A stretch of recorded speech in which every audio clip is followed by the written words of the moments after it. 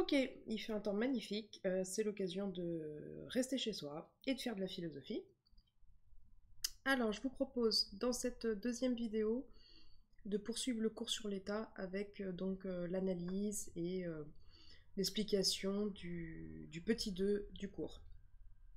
Alors donc, pour rappel, la question qu'on se pose, c'est que devons-nous à l'état? Petit 1, c'était la première vidéo, nous lui devons la sécurité, la conservation de la vie notamment, et donc on a démontré ça avec la référence majeure à Thomas Hobbes, Léviathan.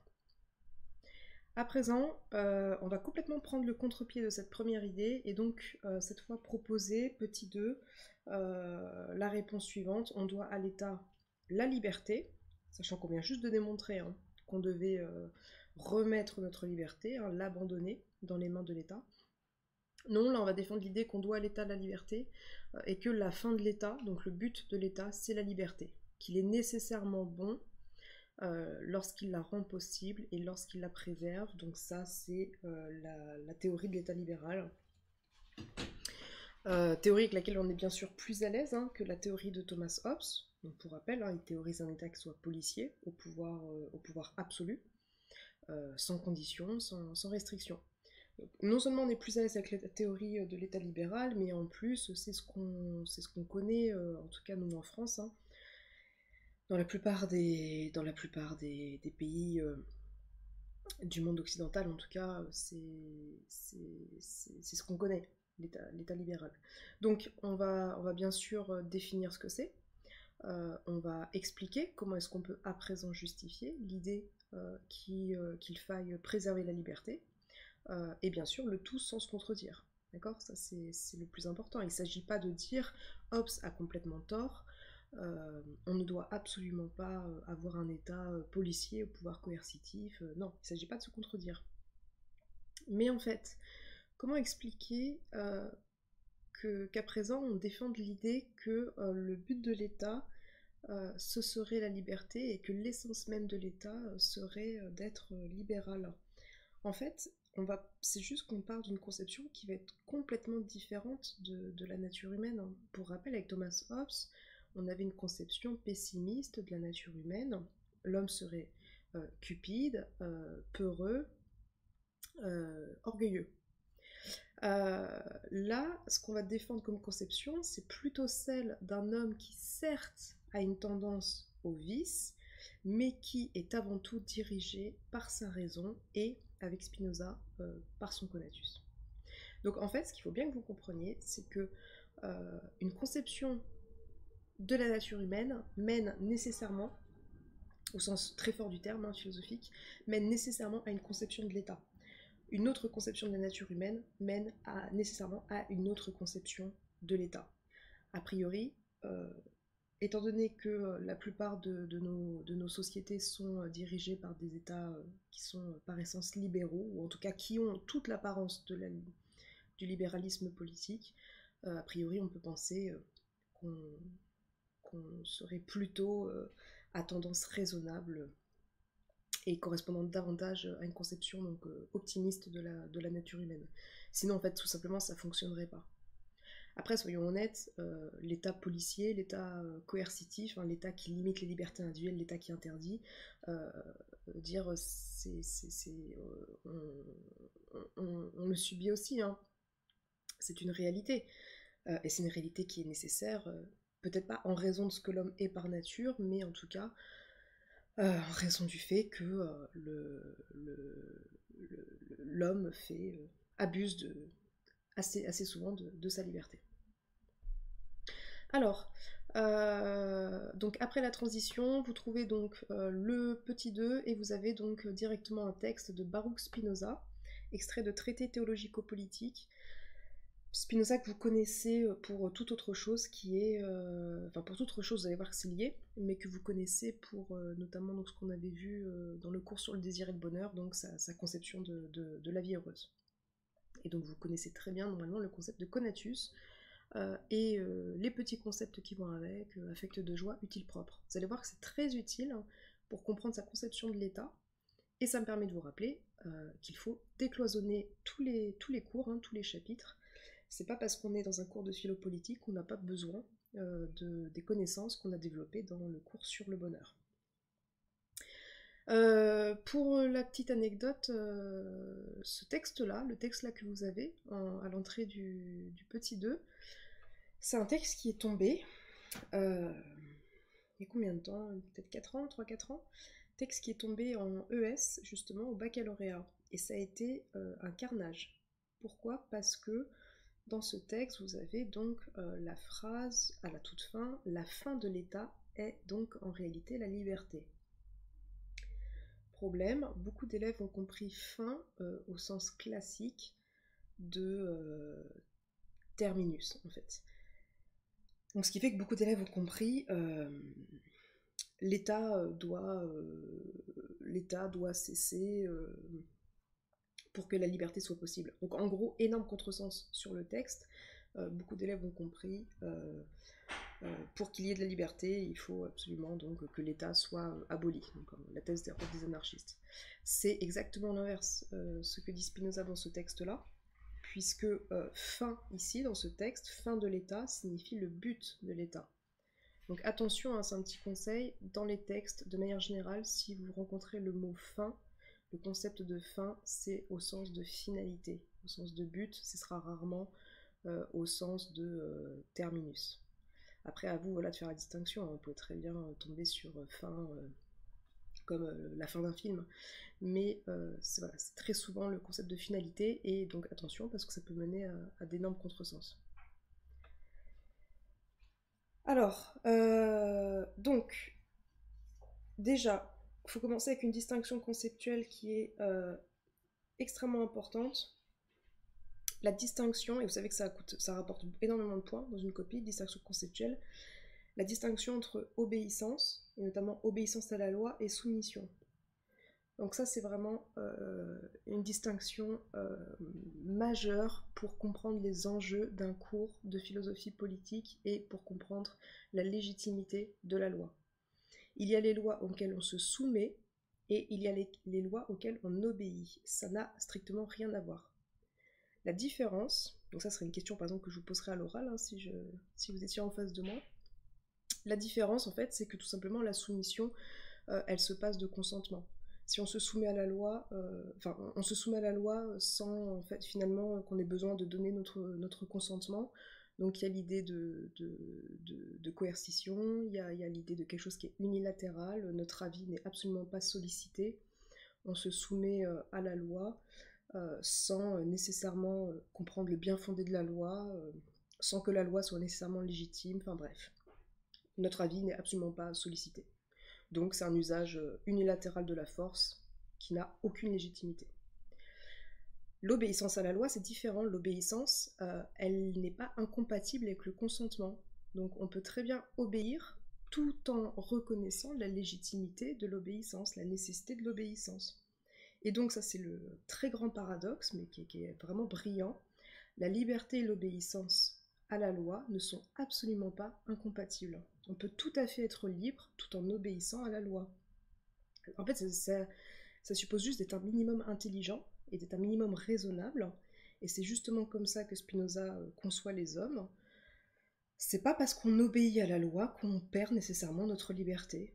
Un exemple tout bête, j'obéis au code de la route, voilà, j'obéis aux règles qui me sont imposées sur la route. C'est pas pour autant que je perds ma liberté de circuler, en fait. Ok, je perds ma liberté de rouler à 110 sur une nationale, mais je ne perds pas ma liberté d'aller à un point A à un point B. Donc vous voyez bien que l'obéissance à la loi, dans ce cadre-là, elle est absolument pas incompatible avec l'usage, la mise en œuvre de la liberté. Alors ça, c'est sans parler du fait qu'on peut aussi obéir à la loi et ainsi rendre possible la liberté d'autrui.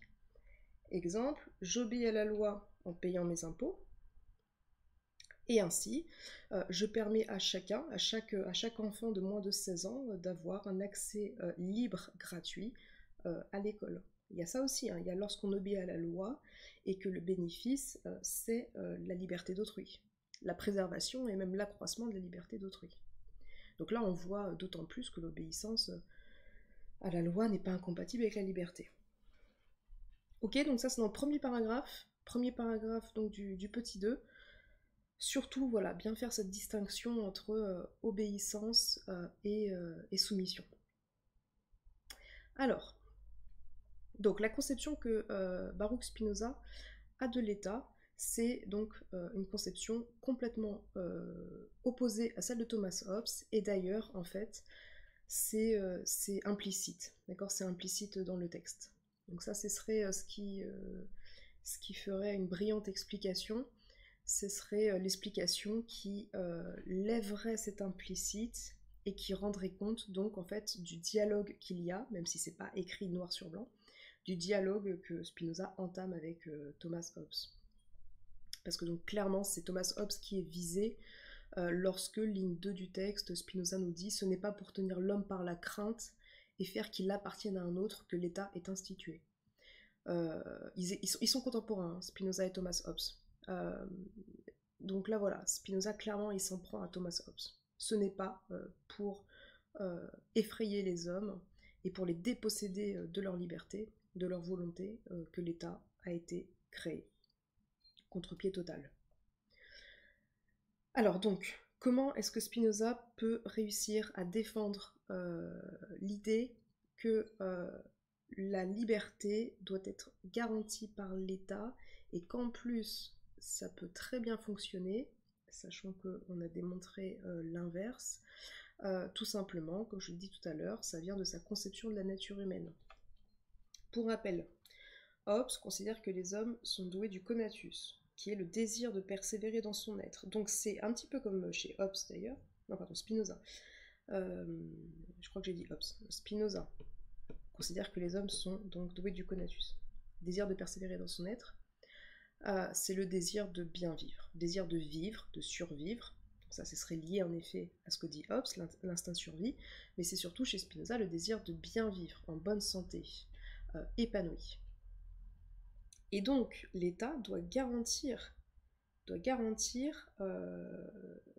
la possibilité d'exprimer son conatus. C'est-à-dire que l'État ne doit pas nous empêcher de bien vivre. Or, la condition pour qu'on puisse mettre en œuvre notre conatus, c'est la liberté.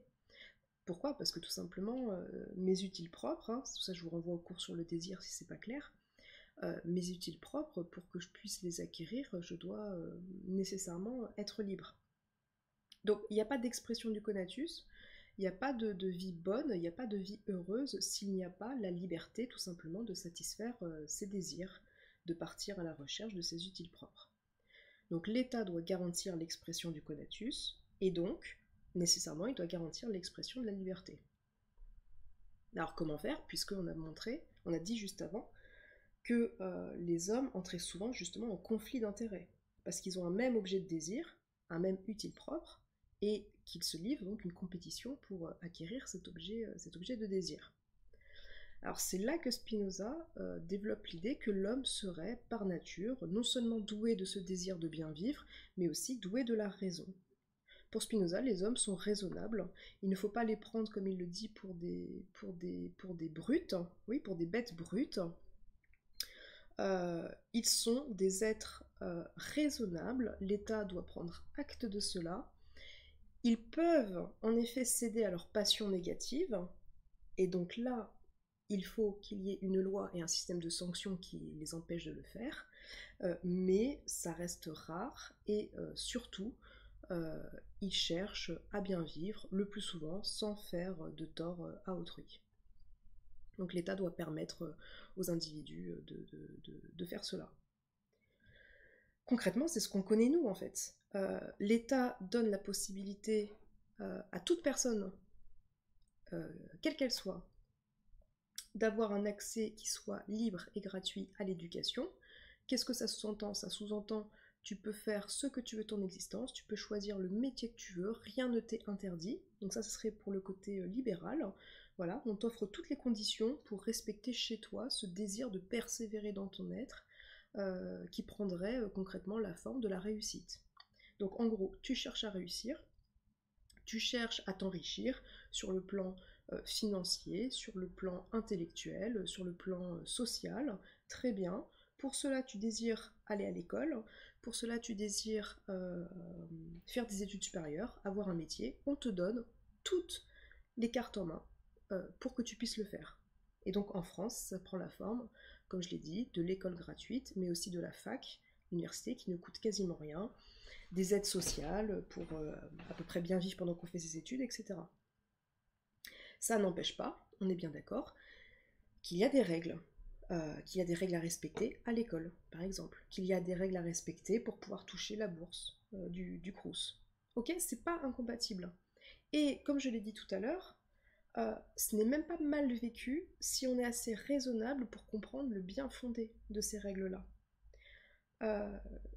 Comme je l'ai dit tout à l'heure, enfin je l'ai peut-être pas assez expliqué justement, ce qui fait qu'on ne supporte pas une loi, ce qui fait qu'on la trouve injuste, alors qu'elle ne l'est pas, et on aura l'occasion de revenir plus tard sur la différence entre une loi qui est juste et une loi injuste, mais ce qui fait donc qu'on ne respecte pas une loi parce qu'on la trouve injuste alors qu'elle ne l'est pas, c'est le manque de réflexion tout simplement, c'est la bêtise, parce qu'on ne comprend pas son bien fondé, qui n'est pourtant pas difficile à démontrer. Je prends l'exemple d'un élève, un élève qui ne comprend pas que c'est pour son bien qu'on le force. Enfin justement, c'est ce qu'il va dire, lui, il va dire on me force à aller à l'école avant 16 ans, parce qu'après on est d'accord que c'est plus obligatoire. Donc un élève va dire on me force à aller à l'école. Oui, mais on te force à aller à l'école pour ton bien. Plutôt que de te soumettre à ça et d'en souffrir, comprends le bien fondé de cette loi. Et comprends que c'est pas parce que tu y obéis que tu perds nécessairement ta liberté. Il y a plein d'enfants qui sont très heureux d'aller à l'école, donc non seulement ils obéissent à cette loi, mais ils le font sans s'en rendre compte, et donc ils sont parfaitement heureux. Voilà. Donc l'État ne doit absolument pas remettre en cause donc ce que Spinoza appelle le droit de chacun à conserver son droit naturel d'exister et d'agir, donc tout simplement la liberté. Ok ? L'État ne doit pas être un frein à la recherche de nos utiles propres, qui donc passe par l'usage de sa liberté. Mais, encore une fois, l'État doit aussi avoir un petit rôle policier pour limiter quand même les tendances naturelles chez chacun à parfois abuser de sa liberté ou à céder à des passions négatives. En fait, Spinoza, il est bien parce il est nuancé, il n'est pas complètement angéliste. Il ne nous dit pas les hommes sont... Enfin, c'est pas Rousseau, en fait. Il ne nous dit pas les hommes sont bons, euh, raisonnables à 100%. Non, il nous dit bien sûr qu'il y a des tendances euh, à faire un mauvais usage de sa liberté. Pour rappel, il y en a aussi qui ne comprennent pas où sont leurs biens, leurs utiles propres. Donc bien sûr que, comme il le dit dans le texte, l'exemple qu'il prend, c'est la ruse, la colère. En gros, il prend des exemples de passion. Ouais, la haine, la colère, la ruse. Bien sûr que ces comportements-là peuvent être le fait de l'homme. Mais ils ne doivent pas être une raison suffisante, comme chez Hobbes, de les priver entièrement de leur liberté. Encore une fois, je répète, si c'est pas assez concret pour vous, dites-vous que ce que Spinoza théorise, c'est ce qu'on connaît nous. Un ensemble de lois, pour certaines assez répressives, mais en fait dont on comprend vite le bien fondé, si on veut bien y réfléchir. Et je répète, il y a des lois qui sont vraiment injustes, celles-là il faut les abolir. Parce qu'elles ne respectent pas les droits de l'homme, par exemple. Ça, on verra ça plus tard. C'est des lois qui sont illégitimes, qui nécessitent la désobéissance civile. On n'a pas beaucoup de lois comme ça en France quand même. La plupart, elles garantissent les droits de l'homme, en fait. Être libre, être heureux, être traité comme l'égal de son prochain. Voilà, donc tout ça, vous le retrouvez de façon détaillée dans le cours. Donc on croit souvent, là je suis dans le dernier paragraphe avant le texte de Locke, de John Locke, je vous ai mis un texte en supplément, donc je suis dans le paragraphe d'avant qui est la synthèse. On croit souvent que la loi est faite pour limiter, voire pour empêcher notre liberté, mais franchement c'est le contraire qui est fait, qui est vrai, pardon, c'est la loi qui fait de nous des êtres libres. Parce que la loi, bien comprise et bien faite, donc, elle va dans le sens des droits naturels de l'homme. Être libre et être heureux. Elle permet de leur donner un cadre institutionnel, en fait. L'homme veut s'enrichir sur le plan financier, ok, on lui laisse la liberté d'ouvrir son entreprise. On ne lui interdit pas de le faire. Voilà un exemple. Je veux être libre de me marier avec qui je veux. C'est là la condition de mon bonheur, de me marier avec quelqu'un du même sexe. La loi me permet, depuis 2012, avec la loi Taubira en France, de le faire. Donc c'est la loi qui autorise le mariage entre deux personnes du même sexe.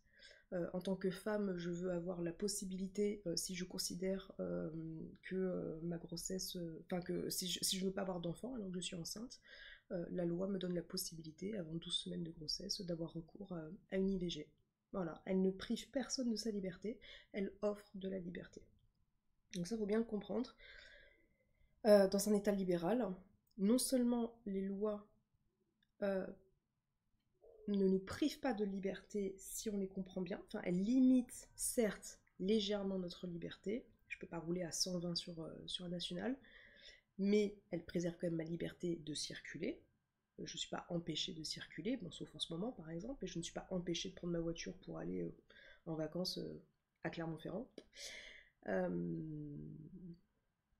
Mais en plus, c'est ça qui est important en fait à bien comprendre, c'est que parce que ma liberté est limitée, et parce que j'en comprends le bien fondé, parce que j'obéis spontanément à cela, parce que je suis assez intelligent pour le comprendre, ma liberté n'empiète pas sur celle d'autrui.